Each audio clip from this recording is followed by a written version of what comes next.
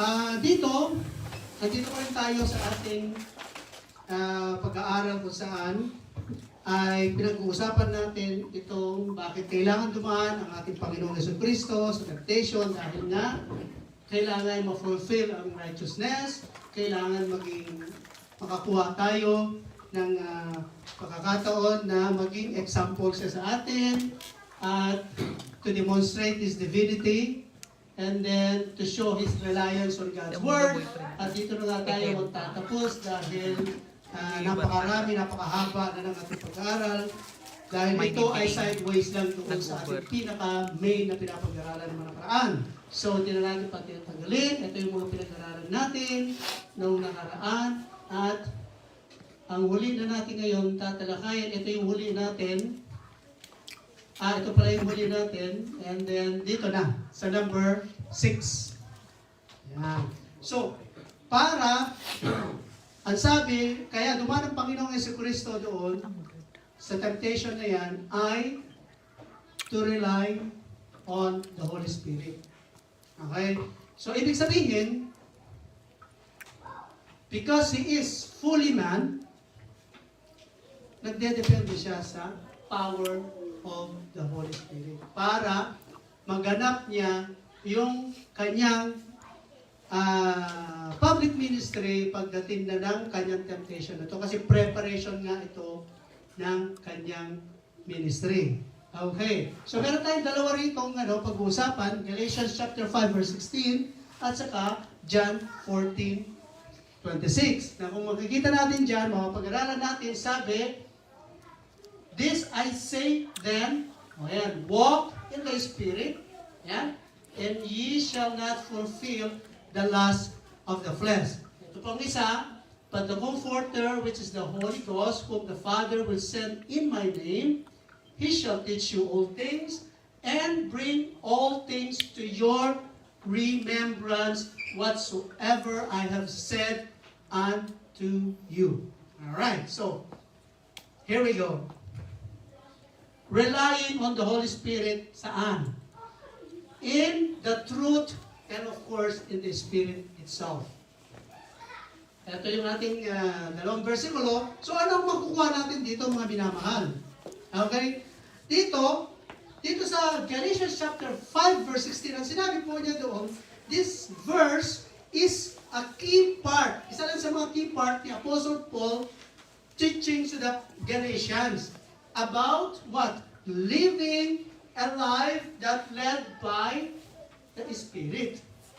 Okay? And rather than our sinful desire. Di ba? Kung naalala natin noong mga pinag-aralan natin mga panahon na yun, by default, tayo po ay laging nagkakasala dahil sa flesh. Wala tayong magagawa doon. Nandun na yun. Given na yun. Okay, pero dito, hindi niya sinabi doon sa Galatians chapter 5:16 na yan, kundi meron siya rito instruction to walk, to do, to act according to the Spirit and do not fulfill the lust of the flesh. Nakapaminin natin na tayo nga ay laging dinadala ng flesh na yan, dahil given na nga yan, hindi yan rason para gawin natin yung mga ginagawa ng makamundo. Kasi ang bilin niya is, hindi bilin, kundi instruction. Okay? So, makikita natin, tignan natin yung breakdown niyan. Ayan yung sinabi ko kanina. So, what are the biblical truths on this? Okay? Contrast between spirit and the flesh. Ano yun? So, the verse highlights a fundamental contrast between the spirit and the flesh. Ano daw yun? Dito sa Paul's writing, the flesh often referred to the sinful nature of human na inclined towards what? Disobedience of God's law. Yan ang laging gustong gawin ng ating flesh to disobey God's law. So the Spirit, in contrast, refers to the Holy Spirit which believers receive when they accept Jesus Christ. Pag-aralan natin yan sa, sino nakaalala? Hindi ko naalala. Pinag-aralan natin yan sa kung saan unang nakakilala ang isang mananampalataya ay instantly nagkaroon ng ano talaga? ano nangyari nung na-prick na siya, nakakilala na siya, napunta na siya sa realidad ng spiritual realm na, oh my God, alam ko, isa akong makasalanan, ibibigay ko na aking buhay sa Panginoon, tatanggapin ko na siya. Right there and then, dahil totoo yung nasa puso mo at gusto mo siyang tanggapin, ano nangyari sa araw na yan? Sa the moment of that, pinag-aralan natin yan. Ano yun? New creation, ano pa? Born again, ano pa? Nagkaroon siya ng justification. Yan ang pinag-aralan natin, pati sanctification. Ito na yun. Papunta na sa sanctification, sinasabi niya rito. Tapos na yung justification right there and then. Yun yung instantaneous na nangyari. Okay? So, makikita natin na that spirit na instantaneous sa atin, na nasabi nga ni Pastor, nagkaroon ng born again, yung ating inner, yun yung Holy Spirit na yun na nagdidictate na sa atin. Na kahit pasabihin natin na merong di ba, yung pinag-usapan natin last week na kung paano tayo makaalis sa isang temptation, marami tayong pinag-aralan noon. Alright, so itong Holy Spirit na ito, it is the one who empowers us to overcome the sinful inclination of the flesh. Yun dapat ang mangyari. Okay, next. Number 2, ang biblical truth about Galatians chapter 5, verse 16 na yan, ay the imperative, ang dependency natin dapat sa Holy Spirit. Hindi sa ating kagustuhan, hindi sa ating flesh, hindi kay pastor. Dahil sinabi ng pastor, huwag mong gawin yan. Hindi. The dependency should be on the power of the Holy Spirit. Diba? So it suggests dito na it is ongoing and continuous action. So walking in the Spirit involves what? Daily, moment by moment, reliance on the Holy Spirit. It's a guidance power rather than following one's own sinful desire or natural inclination. Next. Ayan. So sa number 3, ang biblical truth ng Galatians chapter 5, verse 16 na yan, ay the promise of victory. Ang sabi niya doon? The promise is very clear. If you walk in the Spirit, and you will not fulfill the lust of the flesh, definitely, hindi ko mangyayari yun. Kung ang guidance mo at kung ang inclination mo ay puro spiritual, ano ang magiging kalalabasan nun? Edi, walking into the Spirit.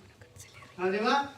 This implies that the power to overcome sinful desires comes not from human effort, kundi through the enabling of the Holy Spirit.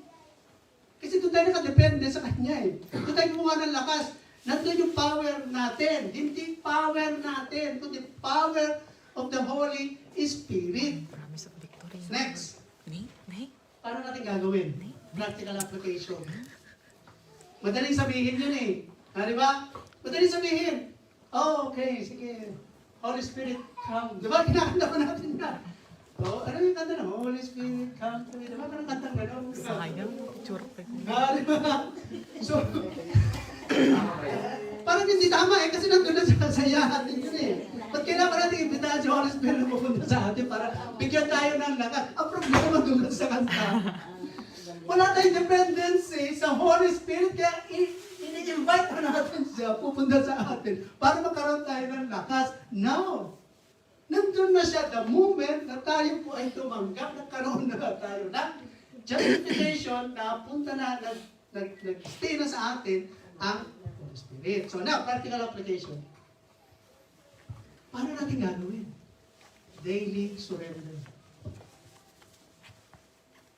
Believers are called to daily surrender their will and desires to the Holy Spirit. Hindi sa akin, hindi kay pastor, hindi sa asawa nyo, hindi sa mga whoever, isurrender natin ang ating sarili sa power of the Holy Spirit. This involves what? Prayer. Pinag-usapan natin yan. Mga nakaraan. Ano pa? Yung mga previous natin pinag-aralan, kung talagang sulat kayo, kung talagang inilagay nyo sa puso nyo yan, ano na lang to parang review lang ito Daily surrender by means of prayer, reading the scriptures, and being sensitive to the Spirit's leading in our life every day. Ang problema, ang nagsusukom kasi yung power ng flesh. Kaya minsan, yung pinag-aralan natin last week, hindi na natin alam kung ano ba ang leading ng Holy Spirit at anong leading ng atin. Nahihirapan na tayo mag-distinguish yun. Dahil mas binibigyan natin ng importansya ang ating laman. So ano mangyari nun pag laman ang laging nangingibabaw? Diba? Alright, next. Spiritual discipline. Madaling sabihin nyo na, Holy Spirit is with us, Holy Spirit, the power of the Holy Spirit. Madaling sabihin yun. Dali. Paano natin gagawin? Ayun na nga, sinabi ko nga, it involves prayer, it involves reading the scripture, and being sensitive to the Holy Spirit. Spiritual discipline. Engaging in spiritual discipline such as what? Again, prayer. Sino sa atin ngayon na mahilig mag-pray? Tagpipiso ni Jay, impasukat ko pa na papel. Lahat na tayo? O baka naman mas nawala yung Facebook. Kagising sa umaga. Browse ka agad. Sino kaya yun? Di ba? Pag may nakita nga ako, share ko agad yung mga nakakatawa Ang dami doon yung tumatawa doon. Well, I am not accepted. Kasi, minsan, natural, pag yun na nakita mo kasi, nandun na kaagad yung kung ano mga karakuhan na nandun. At ang pinakamahirap doon, kung meron ka na-discover doon na live, pinakamahirap doon. Mas live mo nakita mo. Mas live yun. Kasi live yun Diba? Mas mahirap yun.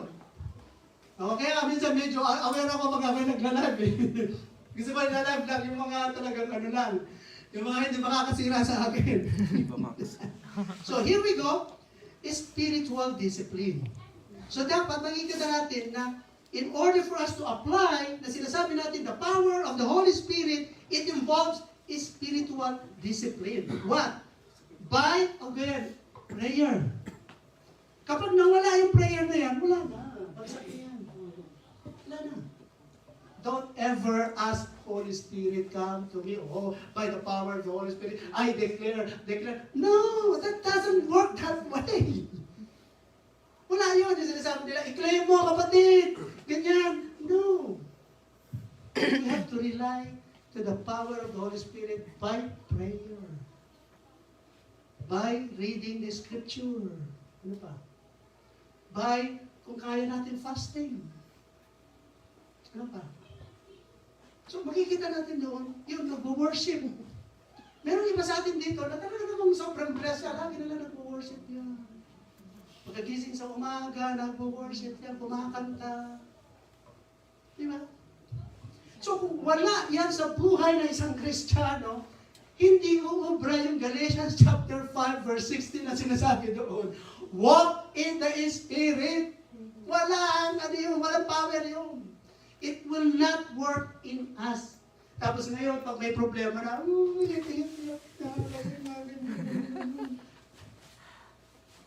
kasi, mas nanaig kasi, yung ating flesh, yun ang binigyan natin, yun ang finite natin. Hindi na natin finite yung ating spiritual by prayer, reading the scripture, worship, meditating. So these practices can foster a deeper relationship with God, spiritual discipline. It enables the believer to better resist sinful impulses. Kasi kung kung filled ka talaga ng, ng Banal na Espiritu Santo, hindi mo yan, hindi ka makakaroon ng desire. Hindi ka makakaroon ng inclination to do bad things. So in summary, Galatians 5:16, in-encourage po tayo to live a life that is consistently led, empowered, or empowered by the Holy Spirit. Napakaganda nitong itong versikulo nito. Nagbibigay sa atin ng lakas. Nire-review tayo. Sinasabi sa atin, mga kapatid, na sana yung prayer life mo. Mga kapatid, na sana yung dependency mo sa Panginoon. So makikita natin dito, it is the key to overcoming sinful nature and living a life that reflects God's will. Di ba? Anong gusto ng Panginoon sa atin? Lumakad ng ayos. Magre-reflect sa atin yun kapag nakadepende tayo sa kapangyarihan ng Banal na Espiritu Santo. Dito sa versikulo ng 5:16, this not only highlights the internal struggle between the spirit and the flesh. May struggle yan eh. Alam natin yan. We know, it's given already. Alam natin yan. Na kapag yung flesh talaga yung binigyan natin ng pagkakataon, wala. Paksak talaga yun. Most likely, kung ano na pinagkagawa natin kalabuhan. So, dito, it's a very clear directive na ang promise ng victory sa atin ay magkaroon tayo ng spiritual dependency by the power of the Holy Spirit. Now, pupunta na tayo sa pinaka-highlights. Ito na, relying on the truth and the Spirit. Alright? Dito, meron tayong tatlong versikulo na kung saan sa John chapter 16 verse 13, sinasabi niya doon, but when He, wala kasi dito ba? Wala po. Okay. Dito sa John chapter 16 verse 13, ang sabi niya, babasahin ko na lang. Kung meron kayong Bible, pwede rin yung tignan dyan. But when He, the Spirit of truth, comes, He will guide you into all the truth. Di ba? So this promise is not just for the disciple, but for all of us today. Hindi na sa kanila yun, kasi nagsasalita ang Panginoon sa Kristo ng panahon na yan sa kanyang mga disciple. So the Holy Spirit, often called the Spirit of Truth, plays a pivotal role in our lives as a believer. He's not merely a force or a mystical presence. Hindi sa isang bagay na sa dyan, yung isang napakalakas na kapangyarihan. Hindi. He is our guide. He is our teacher. He is our counselor. Based on John chapter 16 verse 13, at sabi niya doon, when He, the Spirit of truth, comes, He will guide you in all that truth. Diba? So it leads us into deeper understanding and living in God's truth.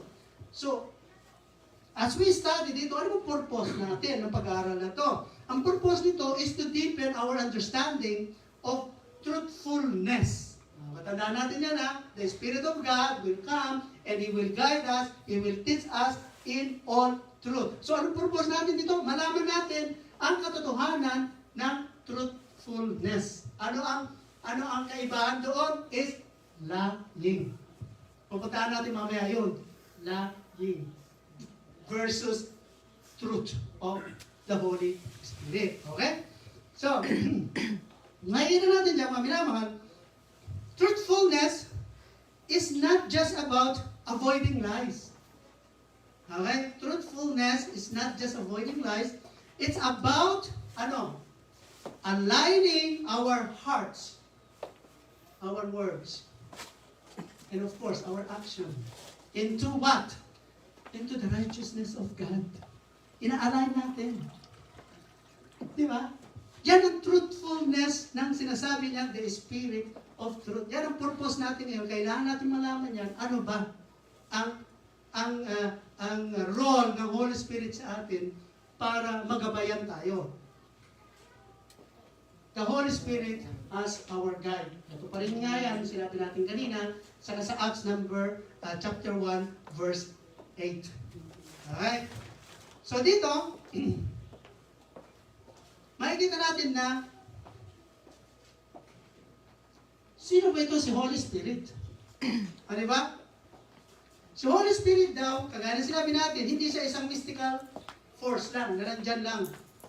Kundi, isa siyang espiritu kung saan, isa siyang passive observer na kung saan he is actively participates in guiding and empowering Christians to live out their faith. Yun ang trabaho ni Holy Spirit. Ginagabayan tayo. Tinuturuan. Tinuturo sa atin ang katotohanan ng mga bagay. So, this empowering goes beyond just providing comfort or support. It involves giving believers the strength to face challenges. It's a boldness to speak the truth at ang ating persistent in our personal or spiritual journey. Makikita natin dito, ang role ng Holy Spirit ay isa siyang empowering presence sa Acts chapter 1, verse 8. Na kung saan, makikita natin dyan, na, saan ba yung nilagay ko dito yung, pwede pakiano nga, sis, thank you. Kalimutan ko na ilagay. So, He is the empowering presence sa Acts chapter 1 verse 8 na sinasabi doon na itong Holy Spirit daw na ipromise ng Panginoon na magbibigay sa mga believers o sa kanyang followers the empower to what? To witness. Ayan o. But ye shall receive power after that the Holy Ghost has come upon you, and ye shall be witness unto me both in Jerusalem, in all Judea, Samaria, and to the uttermost part of the world. So dito, ina-highlight niya na ang power ng Holy Spirit ay magbibigay siya ng power kung saan i-empower niya yung kanyang mga believers to be witness. Hindi lang dito nga sa Jerusalem, kundi magkakaroon sila ng effective witness and reaches across geographical boundaries ng buong mundo. Ang Holy Spirit na to ay siya nag-enable sa mga tao upang kanya po ay mabigyan ng kapangyarihan, mabigyan ng kalakasan upang ma-execute yung ating ibinigay na ministry sa atin. Okay, naman sis, thank you.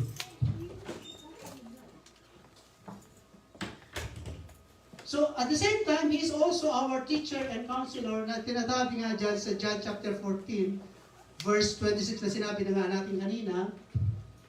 So, dito, punta nga muna natin sis, thank you. Marami pa naman tayong oras dito. Chapter 14, verse 26.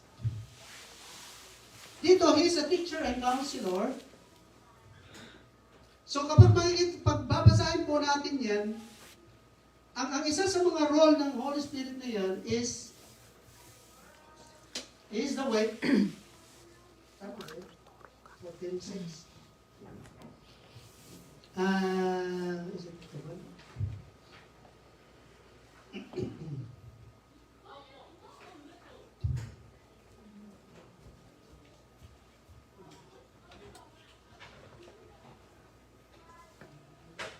Nakalagay kanina dun sa, is it 14:6 or 14:26? 26. Kaya sabi ko parang mali ako. 26. Tingnan natin for 26. So, isa siyang teacher and counselor. Ayan, 14:26. Ayan. Isa siyang teacher and counselor. Sabi niya, 14:26. Dito, sinasabi niya na isa siyang advocate. Isa siyang helper. Helper of what? Who will teach all the disciples to remind them of everything Jesus has said. Ayan. But the Comforter, which is the Holy Ghost, whom the Father will send in my name, He shall teach you, in all things, and bring all things to remembrance whatsoever I have said unto you. So isa siyang teacher and counselor. Yan ang role ng Holy Spirit sa atin mga mananampalataya. Hindi lang siya nagbibigay ng empowerment, kundi isa rin siyang teacher. So, pwede tayong mag-rely in all things of our life, the power of the Holy Spirit. So, dito nga, sinasabi niya na ang verse na ito, it's underscored the Holy Spirit role in teaching and memory, helping believers to recall. Ano yung i-recall niya? And it's applied Jesus' teachings accurately and faithfully. It highlights the personal and intimate guidance ng Holy Spirit na ibinibigay sa atin. Alright? Now, itong promoting truthfulness nito, okay. So, papatuloy natin. Itong truthfulness na sinasabi ko kanina, na ang sinasabi niya dito sa John 14:26 na to, the Holy Spirit as a role, his role as a guide into all truth is comprehensive, involving more than just avoidance falsehood. This guidance ensures that believer not only uphold truth in their personal lives, but also promote it within their communities. So dahil nga, ang trabaho ng Holy Spirit na to ay tuturuan tayo sa lahat ng katotohanan, and therefore, yun ang magiging guide natin upang mamuhay tayo ng merong truthfulness. Okay, ano pa ang kanyang role? He is also, babalik natin dun sis, thank you. He is also a teacher and counselor, and then, ang isa pa sa mga trabaho nitong Holy Spirit nito is convicting of sin. Kailan mangyayari yun? One of the Holy Spirit vital role is convicting believers of sin, which is crucial for maintaining a life of integrity and truthfulness ng isang mananampalataya. Itong conviction na to is not just about the guilt. It is a loving correction aimed at bringing believers back into alignment with God's standard. Yun ang trabaho niya. Di ba? Kung talagang puspos ka talaga ng Banal Espiritu Santo, kapag nandun siya sa iyo, you have a dependence with Him, you have the prayer life, nagbabasa ka ng kanyang mga salita, so kapag na-dislocate yung ano mo, yung linya mo, magkakaroon ka ngayon ng correction galing sa Banal Espiritu Santo, i-convict ka niya doon para babalik ka ulit sa tamang landasin. Okay? So dito makikita natin na in terms of dishonesty, the Holy Spirit synthesizes the believer's conscience to the harm and separation that lies create, prompting repentance and fostering a renewed commitment to truth. So kapag naligaw na, i-convict ka ng Banal Espiritu Santo, babalik ka doon by means of repentance. Hindi yung basta na lang, bumalik ka na lang doon na walang repentance, definitely balik ka ulit doon. Gagawin mo ulit yung doon. Now, ito ang pinaka-highlight na. Sino-sino yung mga nagsinungaling sa banal na aklat ng Panginoon. Meron akong mga kinuha ng mga examples lang.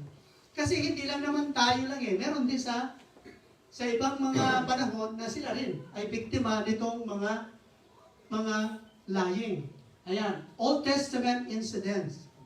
Marami. Si Abraham, si Isaac, si Jacob, si Aaron, si King David. Lahat sila ay nagsinungaling in one way or another. Yung mga iba, tumatay dahil sa kasinungalingan na yan. So, dahil ba sila ay nagsinungaling, ganoon din ang gagawin natin. Meron naman mga men of faith, nagsinungaling, accept, ano rin ako. Pwede rin naman sa akin yan. Pwede mangyari sa akin yan. So, ginajustify natin na dahil meron mga ganitong instances, okay na lang din sa atin na magsinungaling din. Di ba ba?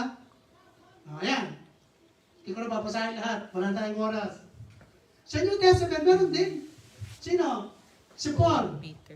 ah, si Peter, Sapphira. si Ananias at Sapphira, si Judas Iscariot. Judas Iscariot. Sila yung mga, in one way or another, they lied. Judas Iscariot. Diba?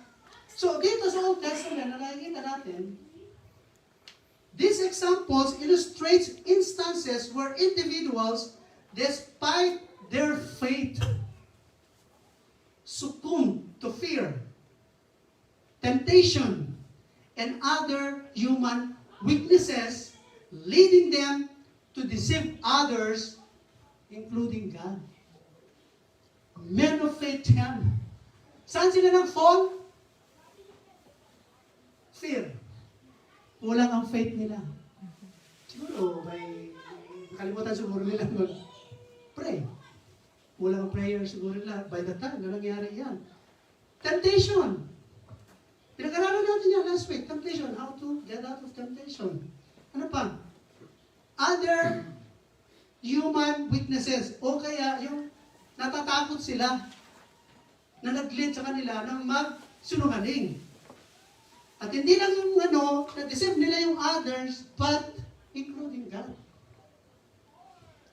Parehas lang din sa New Testament. Dito naman, it reflects both the failings and the faith of these figures.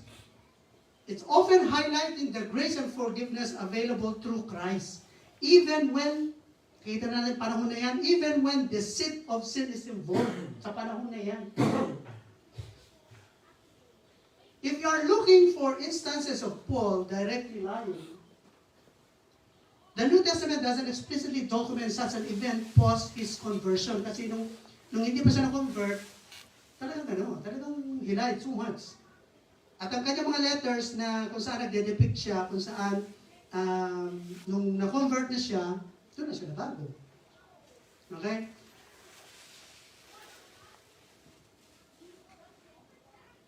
Mamaya, pupuntahan natin yan.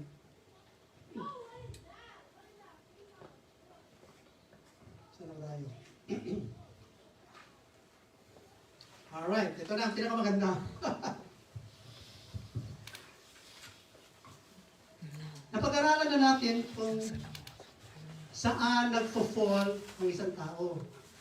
Mahina siya. Umihina siya kasi kulang siya sa saan? Sa kain?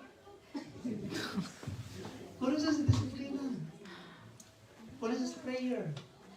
Kulang siya saan? Marami. Kaya siya nagpo-fall. At hindi exceptional ang mga men of faith. Nadali rin sila. Now, pag-aralan natin ngayon, kasi akala lang natin kasi, na kapag nag-lie tayo, gano'n lang kasimple yun. Gano'n lang kadali yun. Kasi nga, yung mga ibang men of faith nga, nagkasala sila, naglalay sila. Bakit mo ako i-judge ng ganyan? Diba? Ano ang gravity and consequences of lying? Magugulat tayo lang. Ito, meron akong biblical references and consequences of lying.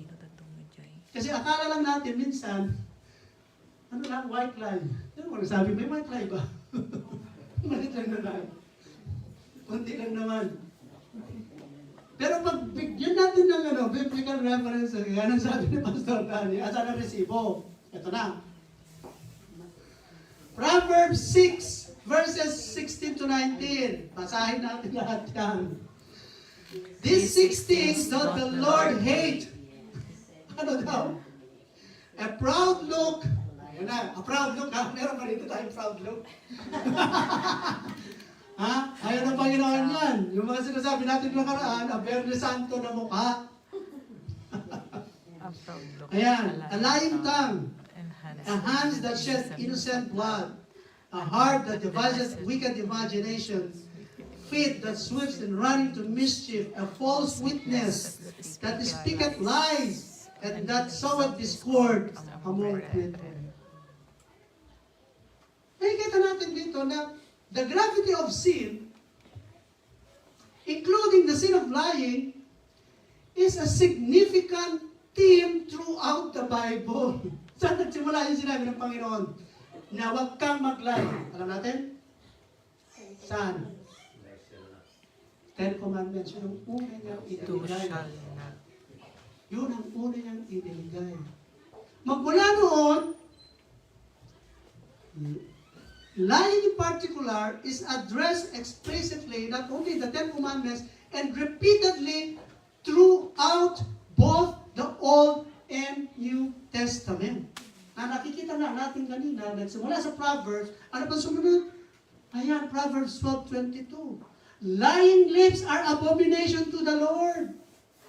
O baka di natin alam yan kasi hindi tayo nagbabasa ng kanyang salita.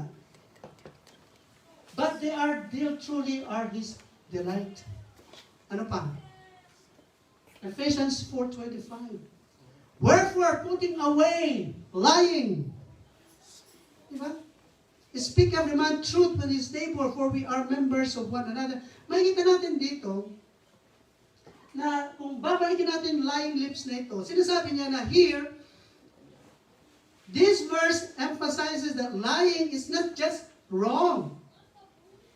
It is an abomination to the Lord. Ganun ka-grabe ang gravity ng lying. Kaya pag tayo nagsinungaling, ayan, kabalandra na. Sorry. Indicating a serious moral offense that is especially repugnant to God.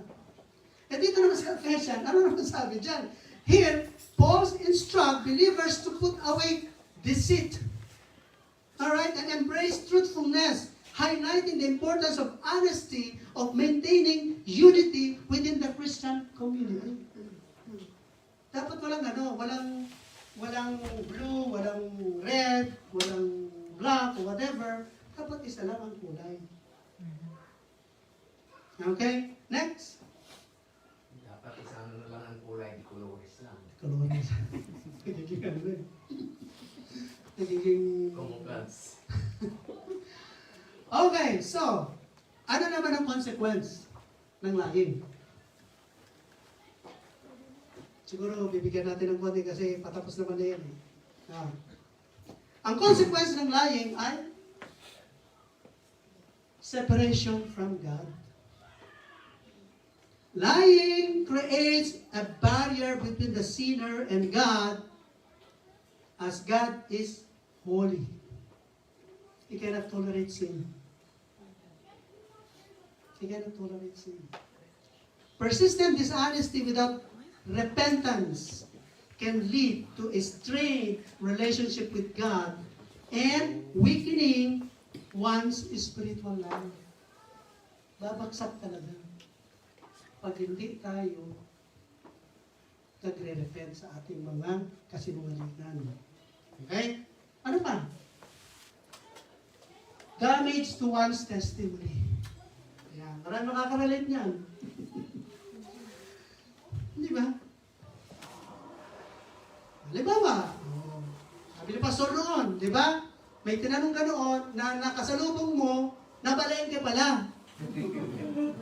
Ilay kayo. And then later on, namatay ba yun? Hindi naman. Nakasakit. O, namatay. So, yun naman consequences ng lying. Hindi siya ganun kasimple lang. Because it is part of the sin that God abominates. Isa yan sa mga gravity ng sin. Ano pa? Sabi nga nito, for believers, lying can severely damage their witness to others. May ano, sa number 2. Dami, isang... Yeah. Ang damage to one's testimony. Oh, sige. Gusto ko ano yung importance ng testimony dahil sabi natin nga na yung lying ay hindi natin nakita doon sa presentation ni Pastor last Sunday.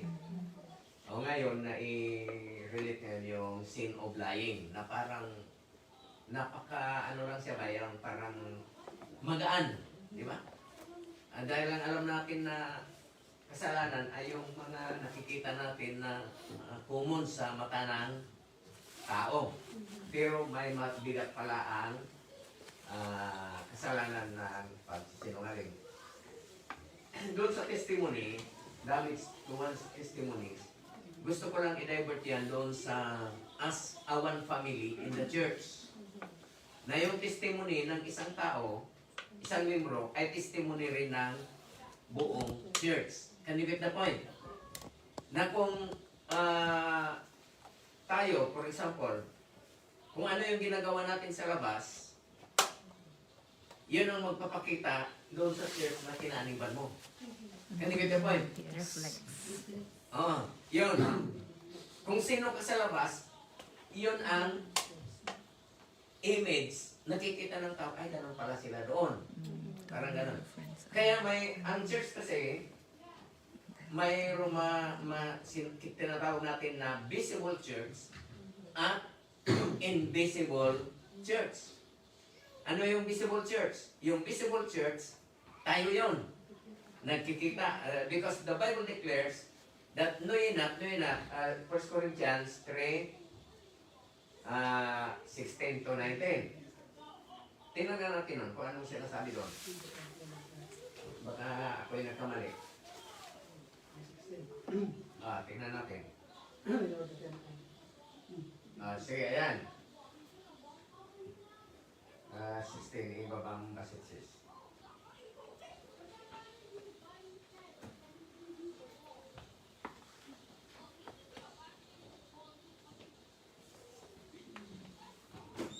Know ye not that ye are the temple of God, and that the Spirit of God dwelleth in you. So, yung sinasabi ni Pastor kanina, na yung Espiritu ng Diyos ay nanahan sa ating mga puso bilang templo ng Diyos. At gaano ka-importante ang templo ng Diyos na yan? Sa verse 17. Ang sabi niya diyan, if any man defile the temple of God. Sino ang temple of God? Tayo. Visible temple, tayo yon.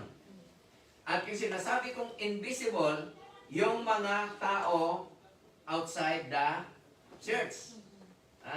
Yung universal church, yun ang invisible sa atin. Hindi natin nakikita, ngunit alam natin na nandoon sila. So, sabi niya sa 18, for the temple of God is holy, which temple ye are. Let no man deceive himself.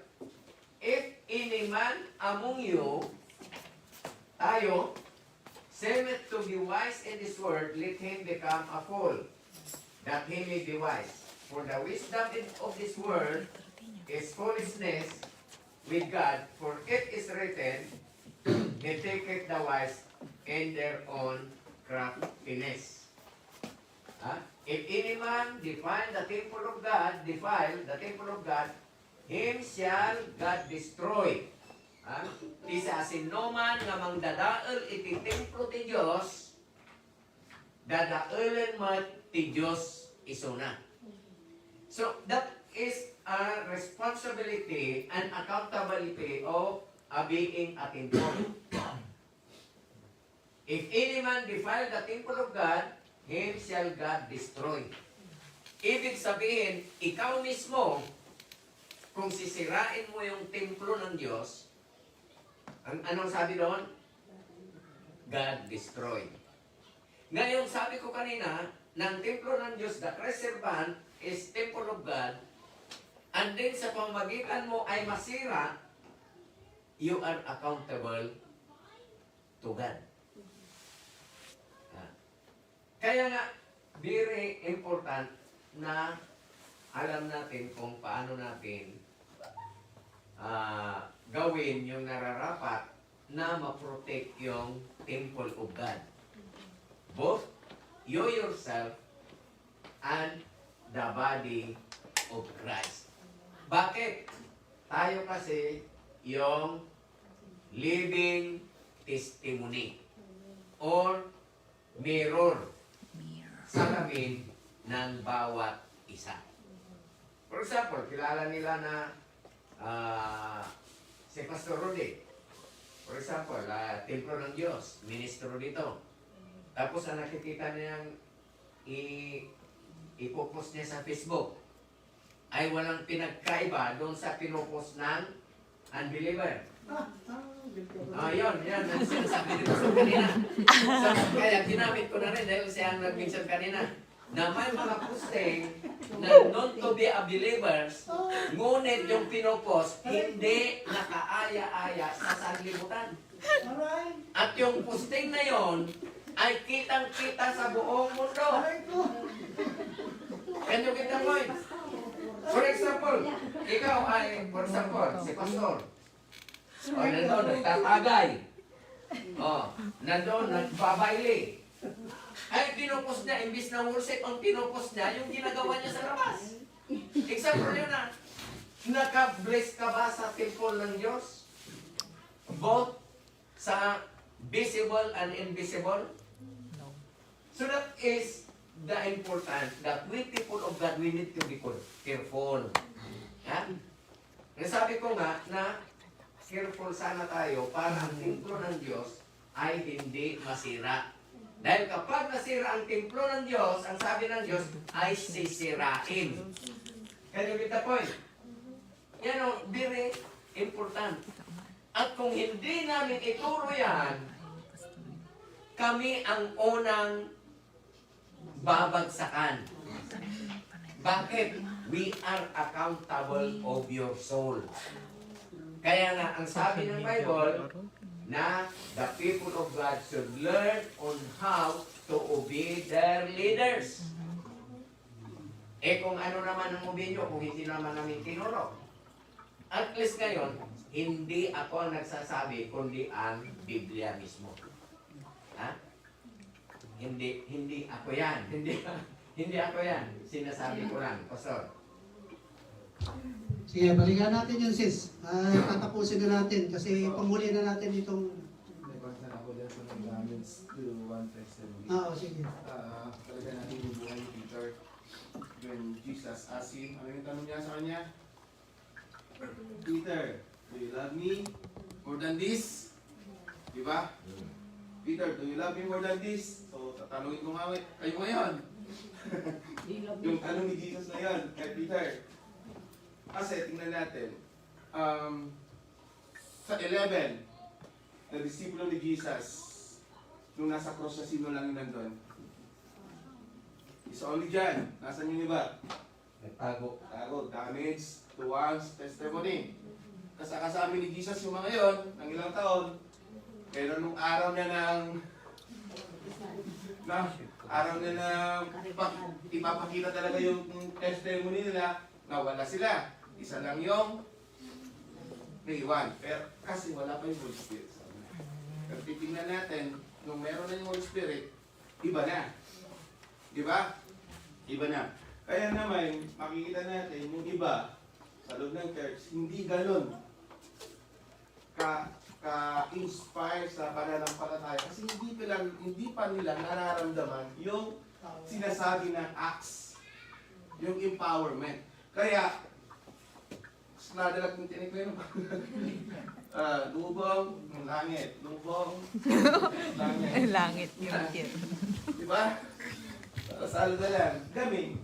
Kasi yun nga, hindi pa sila talaga puspos sa banal na spirito. Pero, kung puspos ka na sa banal na spirito, iba na yung story, mga kapatid. Kaya naman, si Peter, nung nag-illustrate ni Jesus, na tinanong siya ulit, kung do you love me more than this, nagalit pa si Peter eh. Mga kapatid, kaya huwag kayong magagalit pag laging tinuturo tayo. So, napastor kasi, pag paulit-ulit yung sinasabi sa Biblia, ibig sabihin, very important. At hagdan po natin yan. Na pag paulit-ulit na sinasabi ng Biblia na eto, ibig po sabihin, importante yun. Kaya kung paulit-ulit na tinuturo, kasi yun yung nakikitang damage na dapat ayusin sa loob ng church. Mga kapatid. Now, so, nakita ko dun yung discipline. Kailangan natin disiplinahin yung mga sarili natin. Kasi, ang sinisira natin pag gano'n, hindi lang tayo. Yung pangalan ng church kung nasaan tayo, mga kapatid. Now, so be watchful sa mga pinapakita natin action, mga kapatid. Nasa looban tayo ng church o sa labas, badlaw kuma. Mapansin sana na tayo ay anak ng Panginoon. Mga kapatid. Amen. So, bantayan natin yung testimony natin kasi napaka-important po yan. Sa ano yun, Pastor Pat, bigyan ng date sa Matthew 26, 35. Yung sinasabi ni Pastor. Pinapanan na matay gusto. Ano ko ito lang usar?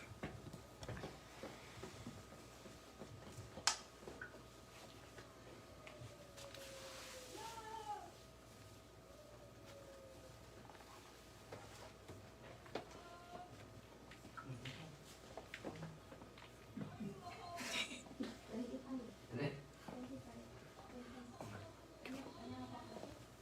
Matthew, ano yun? Basta? 26, 25. 36, 26. Yan ba yan? Sa kanya, sa dyan, yung kay Do You Love Me More Than This? Sa dyan, kasi nasa gospel naman lahat yun eh. Yung Pero dyan, kumain mo kasi sa dyan, chapter 21, chapter 15. Yan, yung 35 kasi sabi niya, Peter said unto him, Thou I should die with thee, yet will I not deny thee. Likewise also said all the disciples. Yun yung after na yung ano, yung Supper?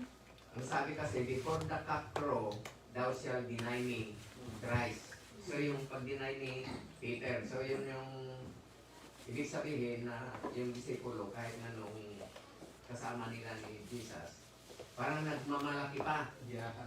Pero ang sabi ni Jesus, oh, alam ko yan, pero I will tell you the truth. Ha? Na hindi pa tumalaot ang manok, ay 3 beses mo na akong ipinagkanulong. So, in the same manner, sa ating mga ngayon, na ipagkakanulo natin ang Diyos sa pamagitan ng mga bagay na ginagawa natin. Di ba? Na hindi tayo aware doon sa accountability being a Christian.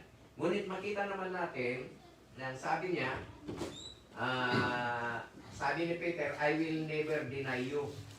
Tingnan nyo, I will never deny you. Oh, pero sabi ni Jesus, sinungaling ka Peter, hindi pa kitilapang manok, 3 beses mo na akong ipinagkanulo or ipinagkaila.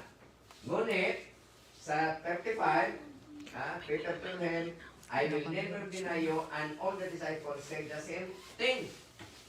Oh, pero nung si Jesus na ay nahuli na, up to the cross of Calvary, anong nagawa? Walang lumapit. Ang lumapit doon, glory to God, mga matatapang na mga babae. Can you get the point? Nandun sila Martha, nandun sila Maria. Nung nasalubong si Peter, ay ito yung isang kasama. Sabi ni Peter, ay, no, hindi ko kilala yan. Tapos isa na naman, hindi ko kilala yan. Hanggang 3 beses na pinatanong si Pedro, biglang tumilaok yung manok dahil madaling araw na yun. Doon niya naalala at doon siya nagbabawi. Doon niya na-realize. Kaya umiyak siya ng umiyak at alam niya na Kamali siya. pagkatapos noon, renedicate niya yung kanyang buhay. At mula noon hanggang sa kanyang kamatayan, hindi na niya iniwan si Jesus. Okay, so tatapusin na natin lahat. Bigyan niyo pa ako ng mga 5 minutes para i-justify natin lahat ito na hanggang sa lahi, ano yung magiging spiritual consequences niya ay ito na nga, damage to testimony and then loss of trust. So yung loss of trust, lying breaks trust between individuals and can lead to a broken relationships, not just with fellow humans, but of course, our relationship to God. It undermines the trust others have in the person's integrity and character. Okay? So, number 4, lying is, ano sinasabi niya dyan? The scripture warns that all sin, including lying, dito sa Revelation chapter 21 verse 8, ang sabi po niya dyan, without repentance, lying leads to divine judgment. Kung babasahin nyo sa inyong mga, wala na tayong time, sabi niya doon, it warns all liars shall have their part in the lake which burneth with fire and brimstone, which is the second death. So this stark warning underscored the eternal consequences of what? Unrepentant sin. So kung lagi-lagi na lang yun, wala talagang transformation na nangyari sa isang mananampalataya. Kasi nga, yun talaga yung kanyang ginagawa. Alright? So itutuloy natin na dito, meron namang ang Panginoon ay may grasya. Mahabagin siya. Pag ma-realize na natin na talaga tayo nakasala, tanggapin natin katotohanan, masakit. We will repent. I-restore natin yung relationship natin sa Panginoon. Ano sabi niya? 1 John 1:9. Ito lagi yung misquoted. Ito lagi yung mga misuse. Ito yung mga overuse. Na itong ginagawa nila. Meron namang 1 John 1:9. Na kahit ako'y kasala, meron naman dito. No. Ito, ang sinasabi niya rito, while the consequences of lying are serious, the Bible offers a message of hope. Ito nga, na kapag tayo na-confess, He is faithful and just to forgive our sins. Alright? And ano pa? And to cleanse us from all unrighteousness. This promise assures us that through confession and repentance, our relationship with God will be restored. And we can overcome the grip of sin, including deceit in our lives. Ano ang lesson na makikita natin dito, mga minamahal? Lesson on human frailty. Parang narinig ko na ito kay sino yun? May isang senator na nakulong the frailty of a woman. So, makikita natin dito na ang human frailty and the divine grace, ano yung makikita natin? Understanding of our frailties, yung kahinaan ng tao. Dito, kung i-examine natin yung mga nangyari kila Abraham, na kung saan nag-led siya ng lie about Sarah's being his sister, or kay Peter's denial na sinasabi natin kanina, about, kasi nagpanic siya, nagkaroon siya ng self-preservation. We can see reflection of our vulnerabilities. So, nakakakuha tayo doon sa mga men of faith na yan, kung saan sila nagkasala, nag-lie, ganoon din tayo. Itong mga istoryang ito na kung saan it will mirror our everyday struggles with honesty and integrity. So, dahil nga dyan, makikita natin ang role of grace na kung saan in-emphasize ng Panginoon na nagre-respond siya sa ating failings. If not one, immediate condemnation, but rather, it's a one grace and redemption. Okay? Grace is unmerited favor of God. Alam natin yan. It operates not because we have earned it, but because God freely gives the grace. So this grace covers our weaknesses and failures, offering forgiveness and a path forward even when we falter.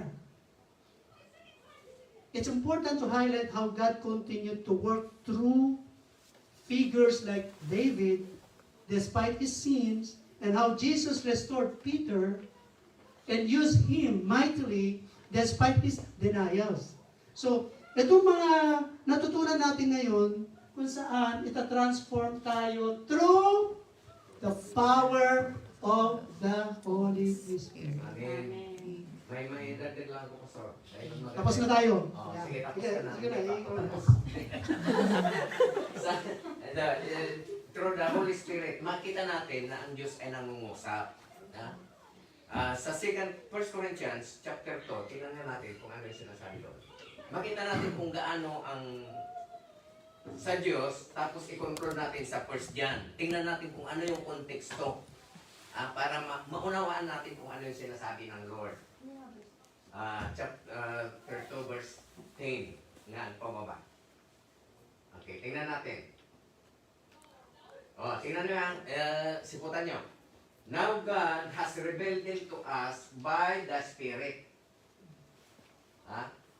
Has revealed it to us by the Spirit. For the Spirit searches everything, even the deep things of God. So when you have the Spirit, at yung Spirit na yan, ito ay malalim na ito. That is parallelism, study of parallelism. In Matthew chapter 28, verse 19 to 20, para makita natin yan. Huwag natin, dahil yan, Spirit na yan, yan yung pinagubilin ni Jesus after na siya ay nag-resurrect.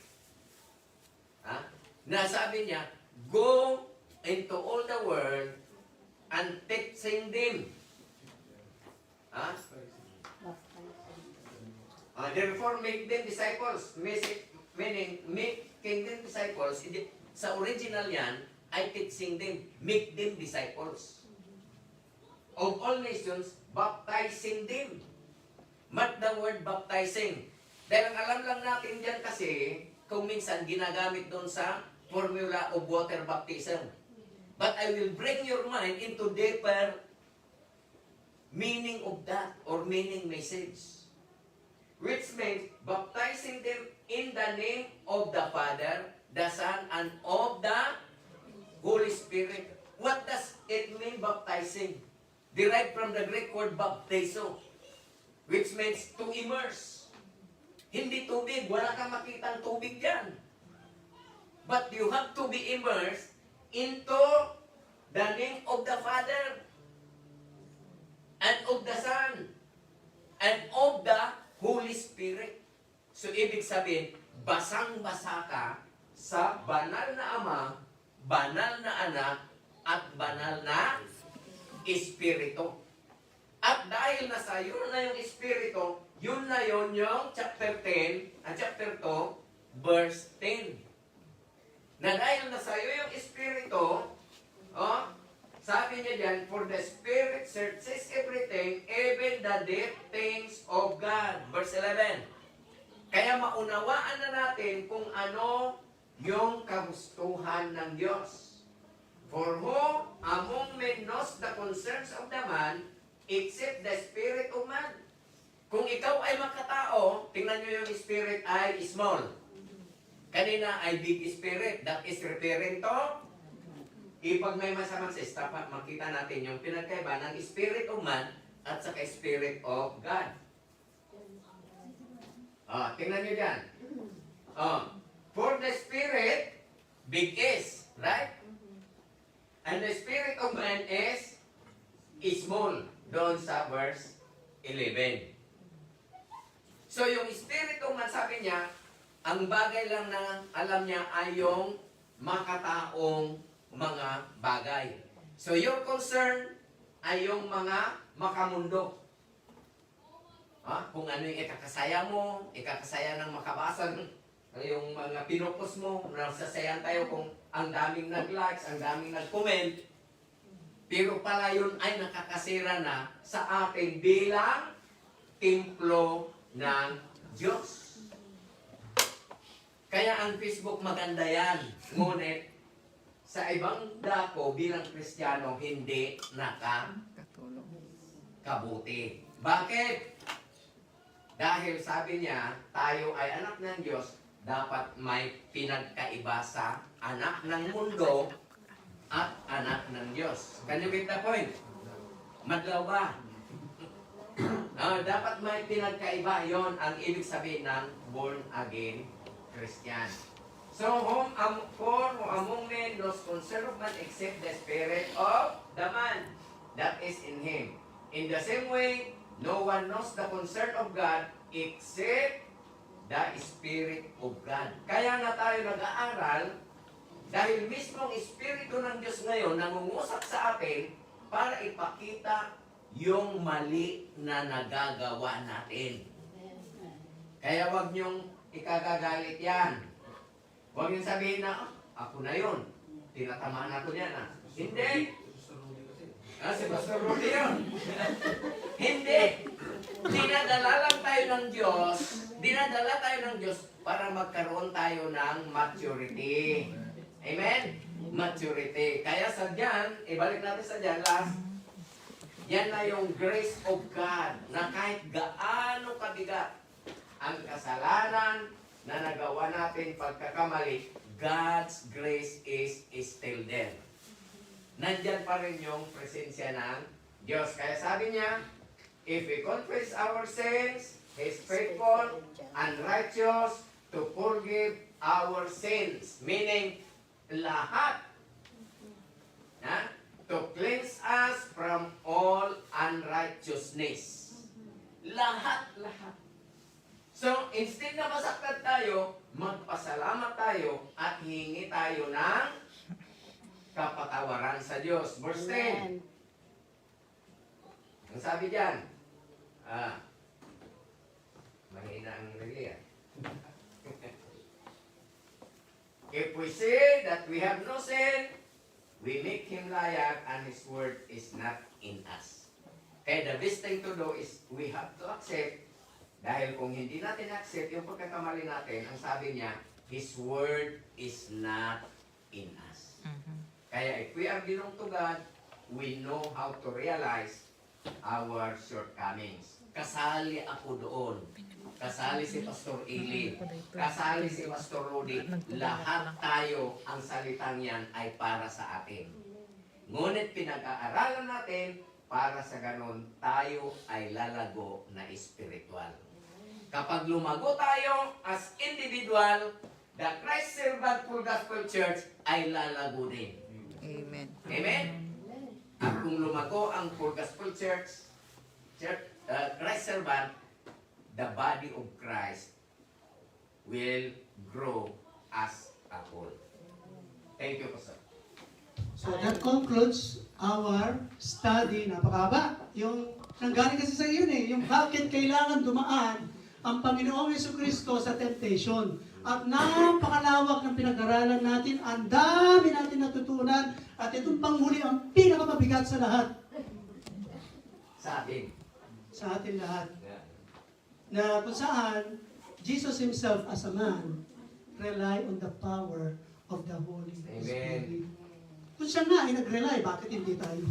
Kaya nga yun ay tinuturo niya. Noong mga unang pag-aaral natin, ay tinuro niya doon na kung saan magiging example siya natin para yun ang ating susundin. Okay, so babalik tayo next week doon sa pinaka-main natin, papag-aralan, at masyado na namang bakbakan yun kung sakali. So let us all pray. Lord, salamat po, Panginoon. Tunay nga po, Lord, ang tindi, Panginoon, ng mga salita mo. Napakahirap tanggapin, Lord, dahil minsan ito po ay nagtuturo sa amin ng tamang landasin ng aming buhay. Patawarin niyo po kami, Lord. Sa mga panahon na kami ay mahina. Sa panahon, Lord, na kami po ay nasway. Yes, Patawarin niyo po kami, Panginoon. Alam mo po, dahil ikaw mismo naranasan mo yan. Kaya ka nagkatawang tao upang maabot mo po kami. Maranasan mo ang nararanasan namin. So naiintindihan mo po kami, Panginoon. Kung bakit ganito ang nangyayari sa amin dahil mapakahina po ng aming katawan lupa, Panginoon. Pero hindi po doon nagtatapos. Ibinigay mo sa amin ang banal na Espiritu Santo kung saan ang sabi mo, Panginoon, siya magtuturo sa amin ng katotohanan. Siya magre-restore sa amin. Siya magbibigay sa amin ng power, empowerment, O Lord, para kami po ay matuto. Kami po, Panginoon, ay lalakad na maayos. Kami po, Panginoon, ay magsisilbi sa iyo ng isang banal na katulad mo dahil ikaw ayaw mo, hindi mo kaya tanggapin ang isang makasalanan. It never be. So help us, O Lord. Tulungan niyo po kami na araw-araw kami po ay mababago ng iyong mga salita. Tulungan niyo kami magkaroon kami ng prayerful life. Na kami magkaroon, Panginoon, ng time para magbasa ng mga salita. na kami po, Lord, ay patuloy i-convict mo ang aming mga kasalanan, Lord. Dahil yun po ang sinabi mo, ang isa sa role mo, Panginoon, bilang isang Trinity, O Lord, na isang Banal Espiritu Santo, na ikaw po ay mag-ooperate sa amin. Yes. Ikaw, Panginoon, ang magtuturo sa amin ng aming mga mali. Salamat po, Lord, sa mga pagtuturo na yan. I-restore niyo po kami, Panginoon. With your mercy and your grace. Kami po, Lord, ay isang makasalanan. At inaamin po namin yan. Lord, salamat sa mga pag-aaral na ito. Kami po ay mananahan sa iyong mga salita. Na ito po magiging gabay namin, Lord, sa aming paglakad. Alam namin madadapa na naman kami. Pero nandun ka lagi. Ang iyong grasya, Panginoon. Ang siyang muling magtatayo sa amin, Panginoon. Hanggat kami po, Lord, ay magpatuloy, humihingi, kumikilala ng aming mga pagkakamali, mga kasalanan, Lord, ay i-restore mo po kami. Salamat po, Lord, sa iyo lahat ng kapurihan. Pasalamat at pagdakila. In Jesus' name we pray. Amen.